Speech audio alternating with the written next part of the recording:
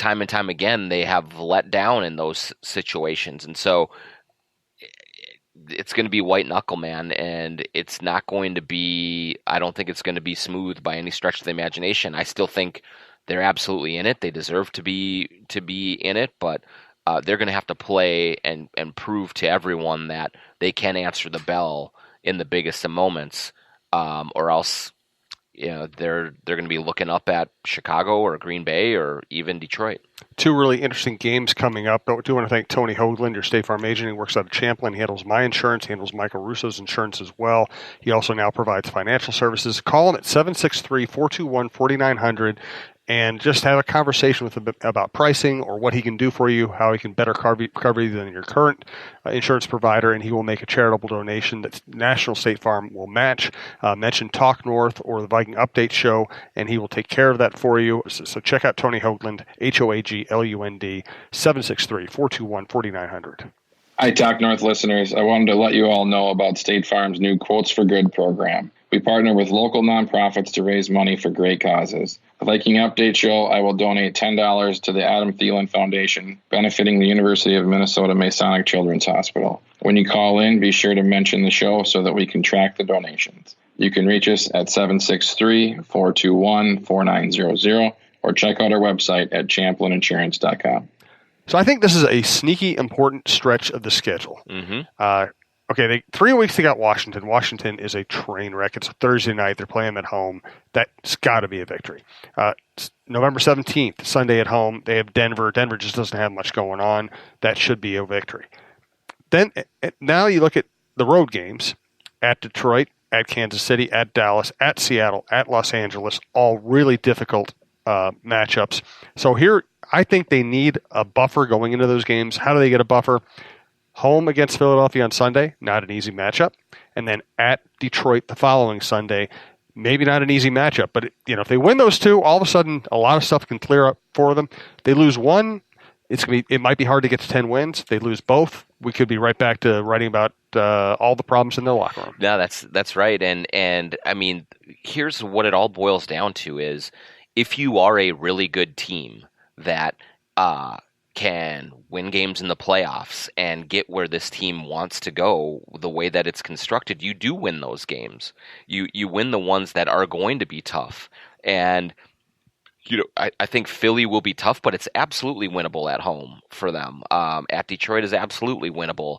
And I think when you come out of that little 2-game stretch, I think you'll have a better idea of where this team can go, because I would even say even if they go 1-1, you're like, boy, this is going to be a tough one down the stretch. But if they go 2-0, you're saying to yourself, okay, this is what really good teams do. They acquitted themselves well. They got a couple of wins that they absolutely needed. They should get some confidence rolling than going into a very, very difficult stretch because, I think everyone really looked at last year coming off of the year that they did and said, well, that means they'll have a better schedule going into this year as well. But it does not look that way. The way things are going to shake out over the last 8 or 9 games, it does not look like this is going to be any kind of a cakewalk. So if they get to 10, if they're going to get to 10 or even 11, or they're really going to have to earn it. But that's what the really good teams do.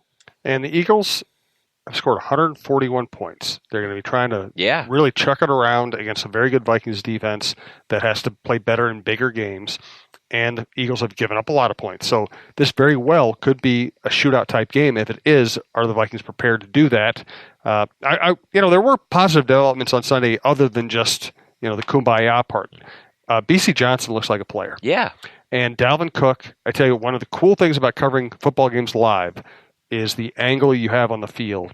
And it was amazing how often Dalvin Cook touched the ball and 2 or more Giants thought they had an angle and then they didn't because he was by them. So there were some, Dalvin Cook, even in one of his, I guess, quieter big games, still, I mean, this could be a lot of fun if you're not too worried about the outcome. Yeah, I think so. And I think there was a stat like he was the first Vikings running back ever to have like 120 yards rushing and 80 yards receiving in a game, which is pretty remarkable given that they've had Chuck Robert Foreman Smith and Chuck Foreman and all these other guys. But somebody else said this. I can't remember if it was Gessling or somebody, but Somebody said that they can see some early Percy Harvin and Dalvin Cook in the way that they both keep their feet through traffic. And I always thought that, I thought that was really observant by whoever it was, because I always thought the thing that made Percy special was that he was able to keep his balance, and even when he's getting hit, it takes more than that to get him to the ground, and he's able to just kind of stutter step through traffic and get going to a high rate of speed very quickly.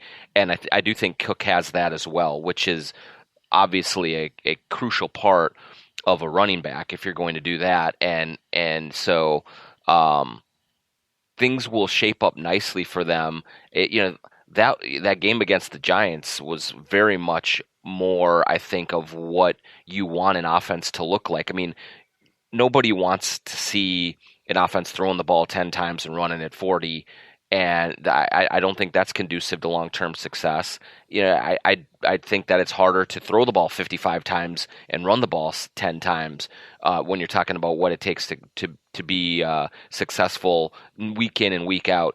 But against the Giants, you saw Dalvin Cook had a big game. You saw Adam Thielen had a big game. You saw Kirk Cousins make plays down the field and dumping off. And that is really what this offense should aspire to. It's just a matter of, can they do it against a defense that's got any talent at all? Let's get a final thought and a pick for this Sunday's game. Thanks to Bite Squad. Use the promo code TALKNORTH to get your first delivery fee waived. Keep using Matt for that. Morning, noon, night, snacks, home, office, wherever else. They also have a member-only deal that'll get you free deliveries for a month. I think $5.99 a month. We'll get you free deliveries for any place within 4 miles. Bite Squad, bitesquad.com, Bite Squad, the app. My final thought is, hidden by all the drama and all the fine performances on Sunday was a lot of penalties. A lot of penalties on Sunday, a lot of penalties this season. Not a great sign for a coach who kind of just considers himself a disciplinarian. Yeah, not at all. And I mean, those are the things when you're playing in tighter games that get you beat. And, I think I'm okay. I will say I'm okay with Everson Griffin getting a couple of those offside penalties, because he is obviously right on the edge. Risk reward, big time, and he has shown already early this season that the reward is worth it. He's capable of delivering when he does get that extra split second of a jump, and he's not offside. So I'm okay there, but yeah, I think some of the pass interference, the false start penalties from the offensive line, and the holding penalties, those are the ones that they just kill you. And so it does speak to a team that isn't concentrating fully. And so that has been a problem all season long. And what I don't know is, you've seen the Cleveland Browns have a big problem with it right now as well. Like, I'm not sure how you fix that going forward. I mean, you can just say, hey, let's focus more, let's be smarter, but there's got to be a lot more that's going into it. I think part of it with the offensive line, some of the penalties you're seeing there, is they are ones who are trying to cheat it a little bit to get any little advantage they have, because they don't have the skill advantage against most of these front sevens. And so that to me is indicative of a group that is not at the level of the competition that they're playing against, and need every little break that they can. And I don't know that that's going to be alleviated as the season goes along. And that's a good point. It's just like fouls in the NBA. You can't just say stop fouling. Yeah. Well, sometimes you foul because the other player is better than you are. Yeah, he gets by you. Yeah, he's too strong. He's too quick, and now you're chasing, and now you're you're in some trouble. But yeah, I mean, the good teams, I think, like Philadelphia, will make you pay for that more than the Giants did, and so they better lock in on that. The other thing that I'm going to be watching on Sunday is what, not to get too basic, but what does Cousins do against a team that also has given up a lot of points, like the Giants, but I think has a little bit more of a pedigree of they're achievement. On a different level. And so we always kind of are saying, like, he's got to beat a good team. I think if he wins this week, that qualifies as beating a good team. And so they are not out of the woods yet, but they did as well as they possibly could expect against the Giants, and now it's time to turn it up even another notch. Should we do picks? You have a thought? I don't have to. I kind of hate doing picks, but sometimes people expect it. I'll pick the Vikings to win at home. I think I'll do that. I picked them to lose to the Giants because I didn't like the feeling that I had last week around that team, and it felt like things were crumbling, but they were, to their credit, able to stabilize themselves. Now they are at home where they play a lot better, and I think that a good team. I still haven't given up on them as a good team in this league, and I think that they find a way. Oh, I feel like a homer because I picked them every game. I picked them to win every game so far, and the only pick I really regret was at Bears. Yeah. Because they just never play well, and I just let myself forget that sometimes, and that was stupid. I really kind of felt good about the Green Bay pick. They should have won that game.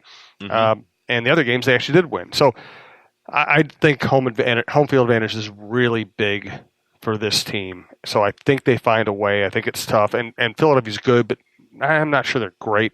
So I'm going to go with Dan Bailey continuing his excellence and making a game-winning field goals, say 30-27, something like that. I'm sure I'm wrong, but that's okay. On the bright side, their special teams do look good right now. They do. After all of that garbage that they went through in the preseason, Bailey looks good.